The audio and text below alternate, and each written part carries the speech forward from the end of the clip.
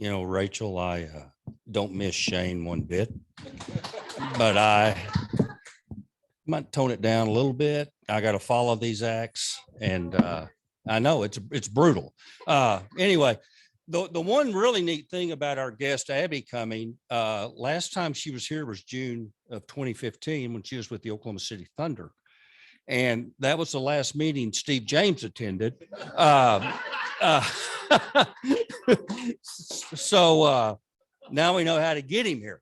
But anyway, Abby is a Stillwater native, OSU grad, MBA at Oklahoma State. She started her NBA career with Oklahoma City, New Orleans Hornets, then went to the Mavericks, then went to the Oklahoma City Thunder, and now she is with the Oklahoma Lottery Commission. So Abby, thanks for coming and getting Steve to come. So come on up.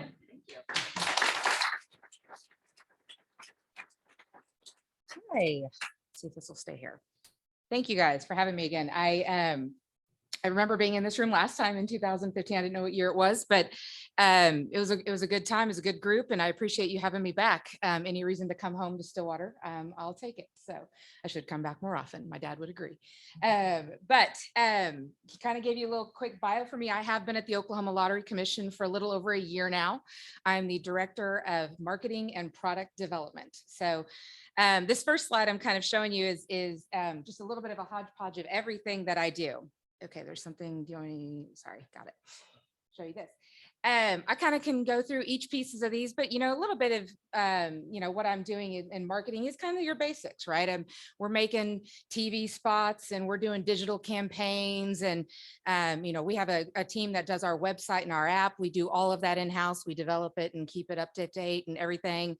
We run our social media, which is a lot. A lot of people have a lot to say to us every day. So that takes up a lot of our time as well, but we like interacting with our players and everybody around the state. We also have our Players Club. It's recently kind of relaunched with a lot of our new promos, and encourage everybody to kind of check it out. This is a way that we are able to see what our players are doing, hear what they like, see the promotions that we're doing. They can win a lot more other than just the money that we give out with tickets, whether it's our draw games or our scratchers and stuff. But it's a lot of stuff in the marketing department that we're handling every day, but it's a lot of fun. But the biggest piece of what we do in-house a lot, and what I've had the most fun with, is actually development of our scratchers. And that's a lot of the stuff that you see there on the left. There's just several examples of tickets that we have out right now. Scratcher development for the Oklahoma Lottery is done all in-house. We are the only lottery in the United States that from scratch, from researching it, developing it, designing it, and getting it out, does everything ourselves. It's a lot of fun that way. We get to control the product a lot as well. So, but it's something different that I've got to kind of dig into that's been so much fun. A scratcher starts with mostly a little bit of research. I got to see what kind of tickets are selling well, what kind of play style do people like, what colors are appealing to people. What I might buy may be completely different from what you might buy. We also have very different price points. A lot of people are used to our 1s and our 2s and our 5s. We have a $50 scratcher that's been out a little over a year now. I'm actually even thinking about $100 scratcher, which is crazy. I don't know who spends that, but somebody will, I promise, because the 50's been popular. But a scratcher is so much more than just the design. It's the actually figuring out how many prizes go into it, all the algorithms and the prize structure of what are the odds and all that. And I get to do all of that. I am a huge data nerd. I love a spreadsheet, and going in and figuring out how we make the money to support the wins, and then to also be able to give back to education. It's a fun little algorithm. But yeah, I will tell you, I was a player before I worked there. I cannot play the lottery anymore. I'm not allowed. But I never knew scratchers were as good as they are from an odds standpoint. You were talking about odds you were talking about Mega Millions specifically, and when you talk about 1 in 300 million. Yeah. A lot of people think of those first as Powerball and Mega Millions, these big draw games, but scratchers, your odds are actually much better than you'd think. They're much better than those draw games, I can tell you that. So I encourage you guys to check those out as well. We're also really transparent when it comes to our scratchers. We tell you how many prizes are left at each level that are remaining. It's all on our website. We have the odds on there. We even list every single location where a winner was, all our big prizes where they were where they were purchased. A lot of people like to look that up because they think if a huge $1 million prize was won over here, it's not going to be won there again. It's got to be somewhere else. It probably is, but it could be, like it's, so it's been a lot of fun to kind of figure out the scratcher development piece from a business standpoint, and how much money that brings in is amazing. This next slide, I just thought I would share this. It's kind of an interesting story. A lot of people probably don't understand how much money the lottery actually makes every year in Oklahoma. One story you'll notice from 17 to 18, you'll see quite a big jump there. This was a huge shift in our business. That year in the legislature, we were able to get a bill passed that changed how the lottery was set up from day one. The lottery started in 2005, for people that don't know. In 2017, we were able to switch that law so that we could produce more winners. Our whole entire point was we have to have more winning so people play more often. If you're playing and you're winning quite often, you're going to keep buying. And that was a huge shift because 35% of our revenue used to have to be guaranteed to go to the state for education. That sounds reasonable. Everybody thinks, oh, that sounds great, but honestly, it was killing us from an odds standpoint. Scratcher odds were like double what they are now. I mean, it was brutal. So we were able to convince them that if you let us lower that percentage, we'll still be able to give you more money. I'll get to how much we give to education here in just a second, but that was kind of a huge shift in our business. The other big shift I want you to see from 20 to 21, that's COVID. It's amazing. Our business was one of not many that were able to thrive during COVID. You think about all the businesses that were closed, casinos and other entertainment, people couldn't even go to the movies, right? Everything was closed except gas stations and grocery stores where we sell our stuff. So a lot of people were able to start spending their entertainment dollar with us. And that started in FY20. It started in March whenever COVID hit. The year was going like any other year, is pretty normal. And then all of a sudden it just skyrocketed. So that's kind of those big shifts you see. Even last year, FY22 for us was going extremely well. We were going to be at least 6% up. And then all of a sudden the war in Ukraine hit, and gas prices and inflation. So the last few months sales have kind of slowed down. Still doing really well. They're still doing great, but just not as great as we would have liked. So let's see. One other thing I'd like to bring up, this is revenue we brought in. Something I don't think that we talk about near enough is how much we're paying out in winners. This is where everybody thinks, oh, you're never going to win the lottery. You may not win 1.28 billion like we had last week in the Mega Millions jackpot, but winning lottery dollars is actually possible every single day. We had $1 million winner last Friday. So I had a $100,000 winner come in yesterday afternoon. Like some of these big ones come in, but in the whole of fiscal year 22, we put out over $213 million in winnings to Oklahomans. I mean, that's a lot of money, and I don't think people realize how much that we've been giving out. The other great thing that we don't get to tout about very much, but I love it, is that retailers are making a lot of money across the state from us. Last year, we had over 22 million paid out in retailers, people like OnQ and all the other ones across the state. We have almost 2,000 retailers in the state. So really trying to drive economic dollars in Oklahoma. It's been amazing for that. So one other thing, I also point out scratchers, 75% of our revenue every year comes from scratchers. Again, everybody always thinks Powerball and Mega Millions the most. Scratchers are our moneymaker. So play away. They're a lot of fun. Back to Oklahoma education.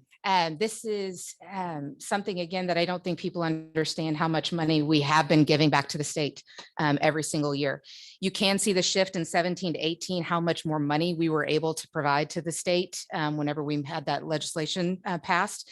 But to date, we have over $1.1 billion has been given back to Oklahoma education. And every single year, we're trying to do everything we can to just make that more and more and more. One thing that I get asked constantly is, where does the money go? This we get hounded on social, people call in, they just don't understand, how do we get this out there? So this is the This is how the pie is split up, and this was decided in 2005 by the legislature.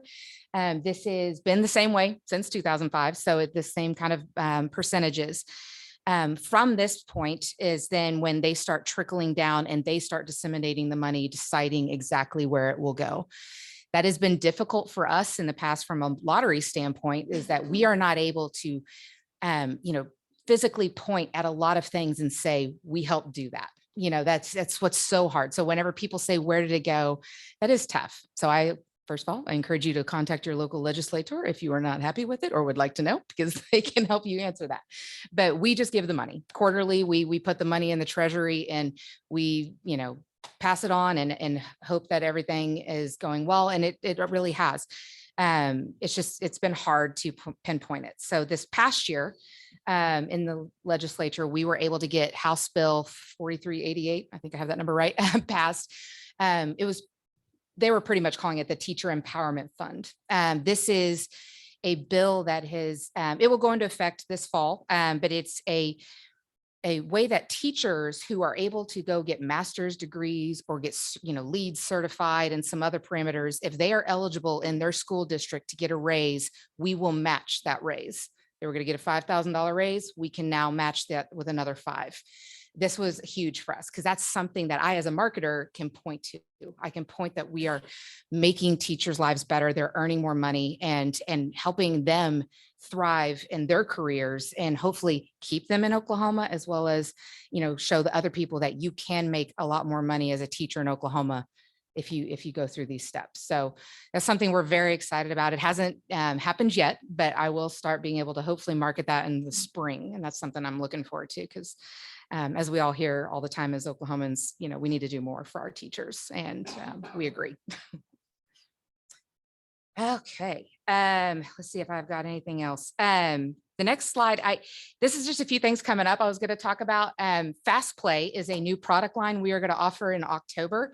This is scratchers without scratching. They print out like a Powerball ticket would, but it looks like a scratcher and you don't get all the dust all over you. So if you like it fast and you don't want to get dirty, this is the way to go for you. It'll have the same kind of odds and everything and stuff. It'll be fun. This is a little bit of our attempt to about 15 lotteries have done this so far, but we think it's a little bit of a younger crowd that'll probably go for this. People who are used to doing everything faster, they want to do it digitally. They think it's just, young people, nobody wants to even call and order a pizza anymore. They want to do it on an app or something, so we think it'll be a little bit younger product or younger demographic on this product, but we'll see. I don't know. The next two are just a little sneak peek. These are our next $20 and $30 tickets that are coming out. These tickets sell like crazy. It's amazing how much they've been doing, but we're trying to get more and more of these high price level scratchers out in the market. So I just thought I'd share a little bit of those. We're also going to be adding another feature with Powerball. If anybody knows what Power Play is, it's another $1 if you add on for a multiplier. This is Double Play.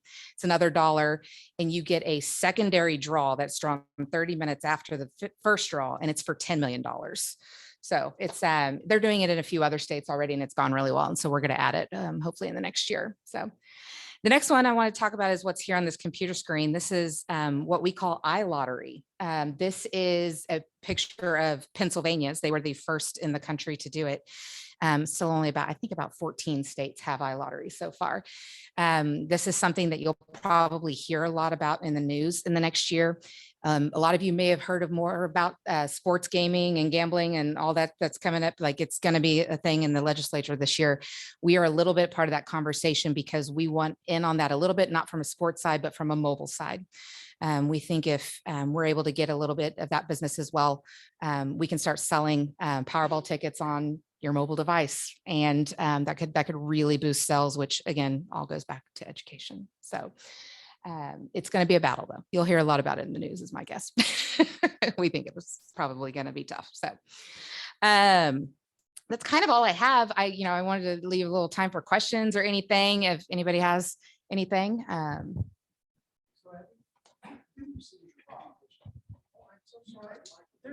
Our competition. He doesn't. Let me ask my question on camera now. Who's your competition? Our biggest competition is any kind of entertainment. We see ourselves as entertainment. We don't, if you're going to spend, $10 going to the movie, or you're going to spend $10 with us, we see that as the same thing. The casinos are the other big one. That's, to us, it's also still very different. Going to a casino is a very different experience from playing a scratcher, but the same kind of people may be in that demographic, but any kind of entertainment dollar.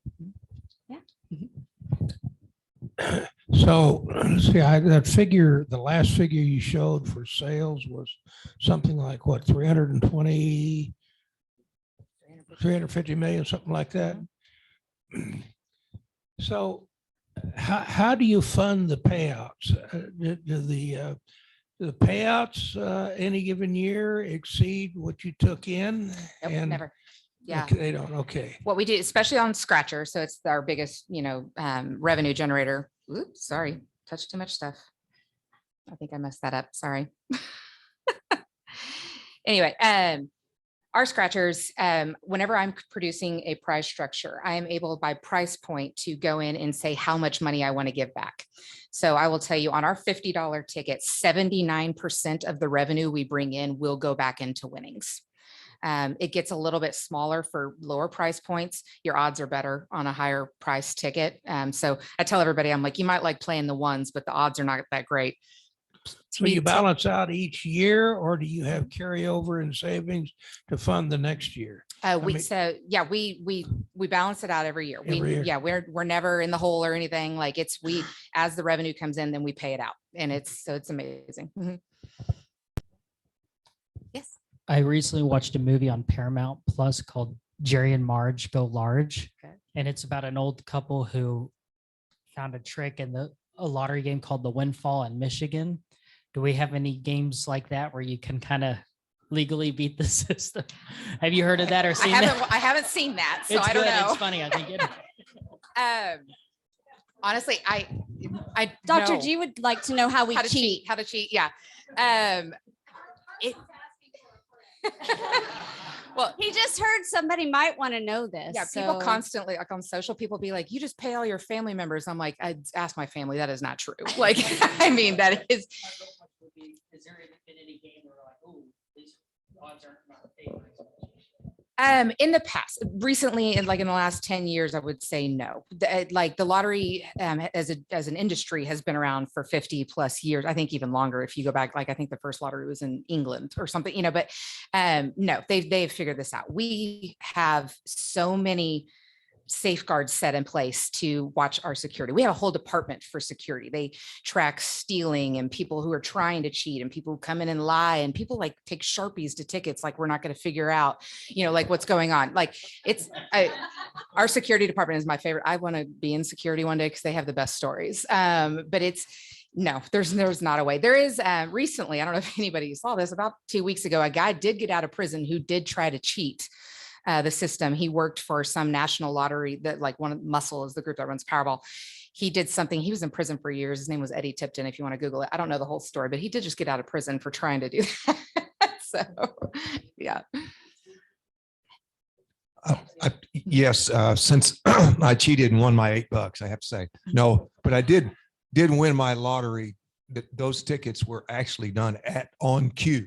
So welcome back, Steve. On Cue is one of our best retailers. Absolutely. So I've got a question. If somebody in Oklahoma won this $1.2 billion and you bring in 300 million a year, who pays that pot? I mean, is that shared over all the states that sell it? Yes. So those large ones, Powerball and Mega Millions, those are, so nationally, I think there's 48 states in the Mega Millions group, that the one that just happened. What we do is all of our money goes in and we get usually about 50% of the sales back. So draw games are not our most profitable piece. Scratchers are, again, much better for us. But yeah, so we put all the money back in, they pay the winners, and then states get it back. So yeah, we have not had a Mega Millions jackpot winner. We have had 4 Powerball jackpot winners in Oklahoma. A lot of people think nobody in Oklahoma ever wins. That's not true. So we have had 4. So from a marketing standpoint, as you talk about, if you just had to say the stereotypical demographic of who you spend the most money on marketing to, Mhm. what does that person look like? I remember my first day, I was like, what is our demographic? And they were like, everybody. God, it's tough because we are so broad. Our customer base is 18 plus, obviously for that reason. But really 35 to 60-year-olds are our wheelhouse. We do get them. We do get the most purchase from them, most engagement from them, but really a lot of our stuff isn't that trackable. Like you think about it, most people go in, and until recently, or a few years ago, we didn't even take credit card or debit for lottery payments here in Oklahoma. So that law had to get passed, but we don't usually know who's buying these. I mean, that's why a lot of what I do with the Players Club, little secret, we track everything. But like everybody does these days, but we have people engage in our brand by scanning the tickets on the app. And then if you are a registered member, I know more about, Steve is buying $5 tickets all the time. And every Tuesday he goes in and he gets a 50 just for fun. I don't know. We can track this stuff. And and when you were talking about when you're talking about how much people spend per year, I guarantee in our database, the average is not $200+ in Oklahoma. That's a little much. I think ours would probably be more about the $30 to $40 range on average for Oklahomans. Now I have people who spend $50,000 a year on the lottery. I mean, very few. It's crazy to me. They win a lot though. So on the big lotteries, state by state, some states disclose the winner. Mhm. If it's a big lottery, some states don't. Yep. I think here in Oklahoma, they do not. What drives that decision by state We are and in the state? Yeah, we are technically an open record state. We have to file all the paperwork that it would be very easy for you to figure out who won. Any kind of reporter could figure out so we personally at the lottery, we put it on our website and we'll put Abby M from Stillwater won this much money. I will put your first name out there. You can opt into a media release if you want. Most don't. I mean, most of our stuff does not picture people's faces because they don't want to do it. I would tell you, get a trust. That's the only way we can kind of keep it anonymous. We had a $3 million win a few months ago and they came in with the trust. Our $1 million winner from last Friday hasn't come in yet. So I think he or she is probably setting up a trust too. So we're waiting for that one. But yeah, you can do it anonymously through the trust. Do you track the mega winners? Do we know what's happened to those people? Has anybody's done research on that? I bet nationally that a lot of people have. We haven't done a ton of that. Most of the people that have won from us, we've had $75 million+ winners. Fridays was number 75. I will tell you, 4 of those never even came forward and claimed it. And 3 of those were $1 million and 1 was $4 million. Can you imagine? You either lost that ticket or you didn't know you won or something. I mean, so that's kind of crazy. We don't keep track of them a ton because most of them don't want to tell us a whole bunch. They don't want to, most come in anonymously, it's kind of hard. So yeah, on average, every year we bring in about 4 to 5 million of unclaimed prizes every year. And that's, think of if you have $1 win and you put it in a pocket one day and you're like, I'll do it later and you forget or whatever, that all adds up, but it's 4 to 5 million a year goes unclaimed. Yeah. And we put all that back into education. So we don't care if people lose it. No, it's like, I want people to win. I want to market it. So yeah.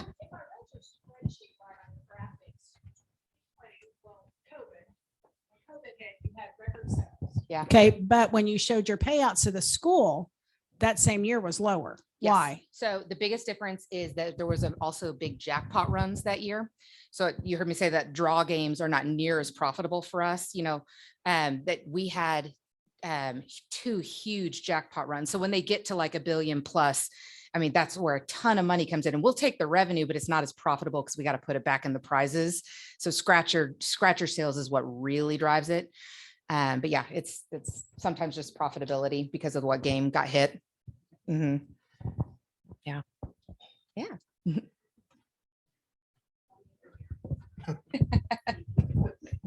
I saw that about 5% goes to teacher retirement.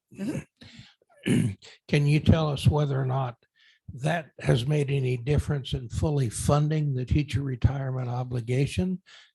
Because I know Senator Halligan's not here, but he moved that along quite a bit, but there's still about, as I recall, something like 20% unfunded of the obligation. Do you know whether or not this has helped reduce that? Honestly, I don't know.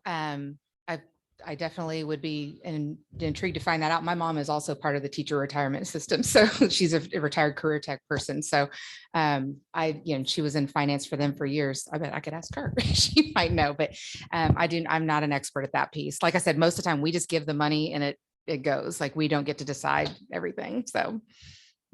And Abby, I'll tell you from the career tech side, Mhm. they give out grants, even with that 5%. It's some really substantial grants throughout the year. Yeah, that's good. Yeah, absolutely. Great questions. Anything else? Thank you.